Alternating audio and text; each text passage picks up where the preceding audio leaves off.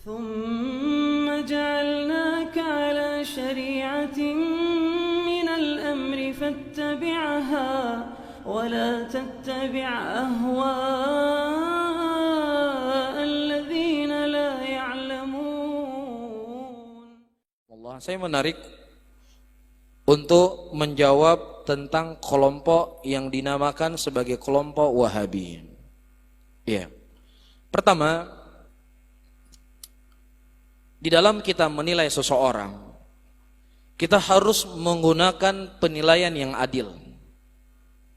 Penilaian yang adil. Karena segala sesuatu yang kita ucapkan, itu semuanya akan dimintai pertanggungjawaban di hadapan Allah Subhanahu wa taala kelak di yaumul qiyamah. Allah Subhanahu wa taala mengatakan dalam Al-Qur'anul Karim, "Alladzina yu'dzunal mu'minina wal mu'minat bighairi maktasabu faqad ihtamalu buhtanan wa itsman mubinan." Dan orang-orang yang mereka menyakiti mukminin dan mukminat, menuduh mereka apa yang tidak pernah mereka lakukan, menuduh apa yang tidak pernah mereka ucapkan, maka sungguh dia akan membawa dosa yang sangat besar di sisi Allah Subhanahu wa taala. Dan Nabi SAW telah menyebutkan dalam hadis-hadisnya sangat banyak. Di antaranya kata Nabi SAW, "Innal abda la yatakallam bi kalimatin." Ada seorang hamba yang dia berbicara dengan sebuah kalimat, yang kalimat itu membuat Allah Subhanahu wa taala murka, dan kemudian dia digiring ke dalam nerakanya Allah Subhanahu wa taala dikarenakan satu kalimat. Dalam hadis yang lain, Rasulullah SAW mengatakan, barang siapa yang seseorang mengucapkan sesuatu kepada saudaranya, apa yang dia pernah dia ucapkan, maka di yaumul qiyamah Allah akan minumkan dia dari darah nanahnya penghuni neraka. Iya dan billah. Ini satu sisi. Sisi yang kedua, di dalam Islam kita dilarang untuk memuji orang yang tidak pantas untuk kita puji. Kita dilarang untuk melarang membela orang yang tidak pantas untuk kita bela. Rasulullah SAW menyebutkan dalam hadisnya, la'anallahu awal muhditha. Allah melaknat orang-orang yang melindungi orang-orang berbuat dosa, melindungi orang-orang yang berbuat amalan-amalan baru. Ini tidak dibolehkan. Jadi kita tidak boleh mencela orang yang tidak boleh kita cela, dan sisi lain kita tidak boleh memuji orang yang tidak pantas untuk kita puji. Jadi hati-hati. Ini dua-duanya dosa. Ini dua-duanya terlarang dalam agama. Oleh karena itu, di antara cara yang paling terbaik di dalam kita menilai seseorang adalah dari ceramah-ceramah yang dia sampaikan. Ya, orang-orang yang berbicara kepada Muhammad bin Abdul Wahhab hari ini, saya jamin mereka tidak ada satupun yang bertemu dengan Muhammad bin Abdul Wahhab. Tidak ada satupun yang mendengar ceramahnya, karena mungkin pada waktu itu tidak ada rekaman, tidak ada video. Iya, tinggal bagi kita sekarang kita menilai pemikirannya, jalannya itu dari kitab-kitabnya. Iya, dia menulis kitab sangat banyak. Mulai dari Usulul Thalatha, Qaidul Arba, Usulul Sittah, Kitabut Tauhid, Kasyfus Syubhat. Ya, dan juga dalam masalah fikih. Dan cucu-cucu beliau, ya, di antaranya Muhammad bin Qasim, muridnya cucu beliau, menyusun sebuah kitab dengan judul Ad-Durr Saniyah. Ada 17 jilid.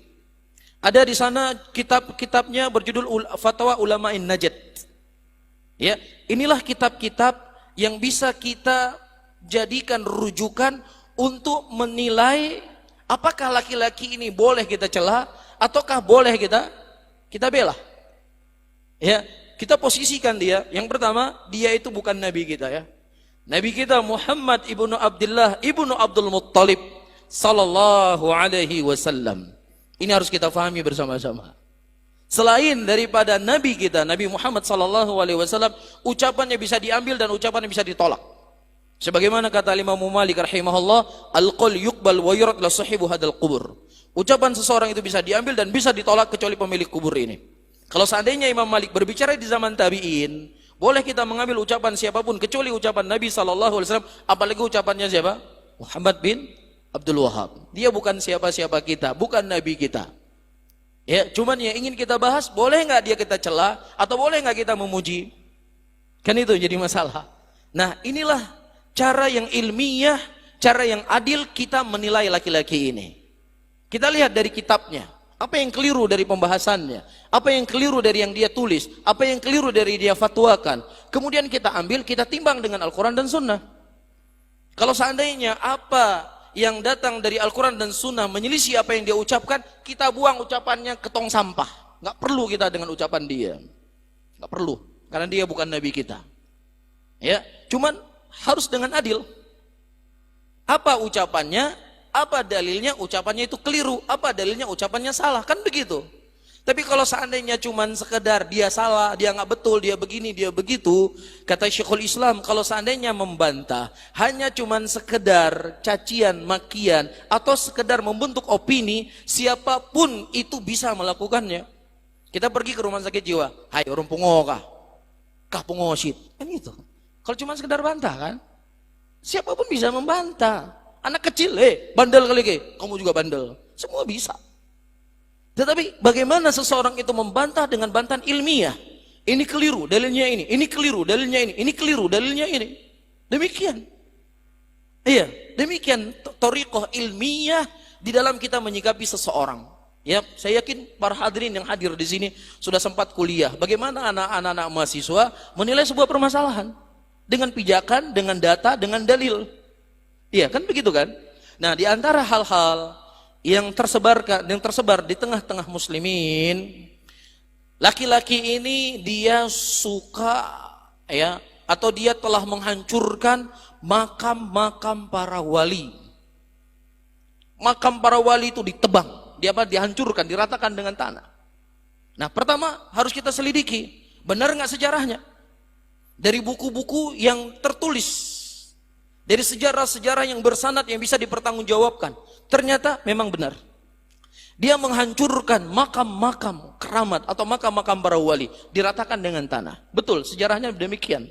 Nah, sekarang thariqah yang kedua. Perbuatannya ini salah atau benar?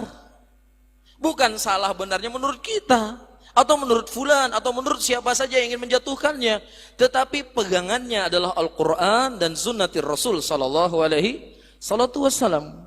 Di antara dalil, ya, kita di sini para hadirin bukan sedang ingin membela beliau ini mati-matian, tapi ini membab ucapan Nabi sallallahu alaihi wasallam, unsur akhaka zaliman aw madluman.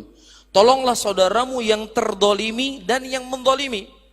Para sahabat bertanya, ya Rasulullah, kami faham orang yang didolimi itu kita tolong, tapi bagaimana caranya menolong orang yang mendolimi? Pertanyaan yang cukup wajar ya dari sahabat Rasulullah. Kemudian Nabi SAW mengatakan, menolong orang yang mendolimi, engkau pegang tangannya, engkau larang dia untuk tidak berbuat lagi perbuatan zalim. Itu caranya. Jadi kita menyampaikan hal yang seperti ini agar bagaimana saudara-saudara kita muslimin yang mungkin keliru atau mungkin salah faham, mudah-mudahan bisa mengambil manfaat dari apa yang kita sampaikan. Jelas ya, cuman saya tegaskan kembali, dia bukan Nabi kita. Itu yang terpenting. Itu yang terpenting. Iya. Datang hadis dari Ali bin Abi Thalib radhiyallahu taala anhu, dan hadisnya sudah sering kita sampaikan. Iya, sangat sering. Kata Ali bin Abi Thalib radhiyallahu taala anhu, "Ya Abul Hayyaj, hal tuhibbu an ab'athuka bima ba'athani Nabi sallallahu alaihi wasallam, ma min qubrin musyrifin illa sawaitahu." Wahai Abu Hayyaj, apakah engkau ingin aku mengutus engkau dengan sebuah tugas yang Rasulullah dulu juga pernah mengutusku? Apa itu? Tidak ada kuburan yang ditinggikan kecuali engkau ratakan dengan tanah. Ali diutus oleh Rasulullah dengan tugas ini, dan kemudian beliau memerintahkan juga siapa? Abu Hayyaj untuk bertugas dengan tugas yang beliau dulu pernah bertugas. Iya, yang kedua, di zaman Nabi sallallahu alaihi wasallam ada sebuah pohon. Ya, ada sebuah pohon. Pohon itu dijadikan oleh Rasulullah untuk membaiat sahabatnya. Dikenal dengan bai'atur ridwan. Iya. Dan Allah khobarkan dalam Al-Quran pohon itu. Laqad radiyallahu anil mu'minin id yubai'unaka tahta syajarati. Allah telah ridha kepada kaum mukminin ketika mereka membaiatmu di sebuah pohon. Disebutkan dalam Al-Quran pohonnya. Kita bisa bayangkan kalau seandainya ada pohon di Aceh, disebutkan dalam Al-Quran. Berdiri Nabi di situ. Para sahabat juga berdiri di situ. Gimana kira-kira akan terjadi? Mungkin akan dipugar, dilestarikan sampai detik ini mungkin. Dan itu subhanallah di zamannya Umar sudah mulai. Itu di kota Madinah, di kota hijrahnya Rasulullah sudah mulai. Orang-orang sudah mulai beriktikaf di situ. Sudah mulai mereka datangi pohon itu, nyo pohon pastinya kelebihan pohonnya. Rasulullah dulu berdiri di sini. Allah menyebutkan dalam Al-Quran, sudah mulai hati manusia. Dengan kecerdasan dan kefakihan Umar bin Khattab radhiyallahu taala anhu, beliau menebang pohon itu sampai ke akar-akarnya, tidak meninggalkan sisa. Apakah berani kita mengatakan Umar bin Khattab tidak memuliakan warisannya para nabi, tidak memuliakan pusaka, tempat-tempat bersejarah, tempat-tempat yang dimana Rasulullah berdiri di situ? Berani kita mengatakan demikian? Siapa yang berani? Tentunya orang-orang yang mencintai para sahabat nggak berani akan mengucapkan ucapan seperti ini. Tapi itu yang dilakukan oleh Umar bin Khattab. Karena di antara isu-isu yang disebarkan, wah semua monumen, tempat-tempat bersejarah Rasulullah itu dihancurkan semuanya dan lain sebagainya. Itu dikhawatirkan para hadirin akan didatangi oleh orang-orang yang kemudian mereka akan beribadah di tempat tersebut dan terus akan kita khawatirkan akan terjerumus ke dalam kesyirikan. Dan ketiga, di zaman Umar bin Khattab radhiyallahu taala anhu pada waktu itu, Abu Musa al-Asy'ari mengirim surat kepada Umar bin Khattab. Diketemukannya jenazah seorang nabi yang bernama Nabi Daniel. Jadi nabi ini dikeluarkan ketika musim kemarau untuk beristighatsah agar diturunkan hujan kepada mereka. Ketika Abu Musa al-Asy'ari dan muslimin pada waktu itu berhasil memerdekakan negeri tersebut menjadi negeri Islam, beliau mengirim surat kepada Umar bin Khattab. Apa yang kami lakukan dari jenazah ini? Apa yang dilakukan oleh Umar? Apakah Umar berkata, ya Abu Musa al-Asy'ari, ini sejarah seorang nabi, kamu jaga, kamu kubur di sebuah tempat, kamu pugar, kamu tinggikan kuburnya, kamu buat jalan yang baik supaya orang tahu di mana para nabi itu dikuburkan. Kan begitu? Tapi tidak. Umar bin Khattab berkata, ya Abu Musa al-Asy'ari, kuburlah jenazah nabi ini, yang tahu hanya dirimu dan sahabatmu saja. Jangan ada orang ketiga yang tahu. Carilah di sebuah tempat, kamu korek di sana beberapa kuburan, dan di antara sekian kuburan, disitulah kamu kubur nabi tersebut. Dihilangkan jejaknya sampai ini nggak ada yang tahu siapapun. Untuk apa? Untuk menjaga hati muslimin. Nah, kalau seandainya ini merupakan kesalahan Muhammad bin Abdul Wahab, yang kalian anggap sebagai sebuah kesalahan, maka tentunya dia tidaklah membuat sesuatu kecuali apa yang datang dari Nabi SAW, apa yang datang dari para Khulafaur Rasyidin, dan perkara-perkara yang lainnya yang tentunya tidak mencukupi waktu untuk kita membahasnya. Cuman ini di antara isu yang paling isu yang paling diserap oleh muslimin, yang kemudian menuduh dia ini seorang Zionis Yahudi yang ingin menghancurkan Islam, yang ingin memecah belah muslimin dan beraneka ragam isu-isu. Dan mudah-mudahan apa yang saya sampaikan sedikit ini bisa memberikan motivasi untuk kita semuanya berhati-hati di dalam menyikapi seseorang. Orang yang sudah jelas kafirnya, Fir'aun al-la'in, Fir'aun yang terlaknat, yang dia mengatakan ana rabbukumul a'la, saya adalah Tuhanmu yang paling tinggi. Ini bukan hoax. Ini berita yang Allah beritakan dalam Al-Quran. Dia mengaku dirinya sebagai nabi. Ada orang yang lebih kafir dibandingkan Fir'aun di muka bumi ini? Kalau seandainya Anda menganggap Muhammad bin Abdul Wahab itu salah, saya yakin kesalahannya menurut Anda tidak sebesar kesalahannya siapa? Fir'aun. Tetapi apa kata Allah dalam Al-Quran?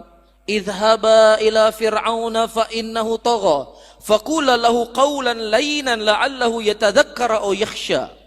Wahai Musa dan Harun, pergilah engkau ke tempat Fir'aun, karena sesungguhnya dia sudah melampaui batas. Dan ucapkanlah kepada Fir'aun ucapan yang baik, ucapan yang lembut, ucapan yang sopan, agar mudah-mudahan si Fir'aun ini bisa bertobat. Begini kata Allah dalam Al-Quran kepada Fir'aun. Agar Musa menyampaikan sesuatu dengan baik, dengan lembut. Yang kesalahan Fir'aun itu nggak ada satupun di muka bumi ini orang yang sesatnya seperti sesat Fir'aun. Tapi begini perintah Allah Subhanahu wa Ta'ala. Bisa difahami ya? Mudah-mudahan Allah memberikan hidayah kepada kita dan juga kepada saudara-saudara kita muslimin. Amin ya rabbal alamin.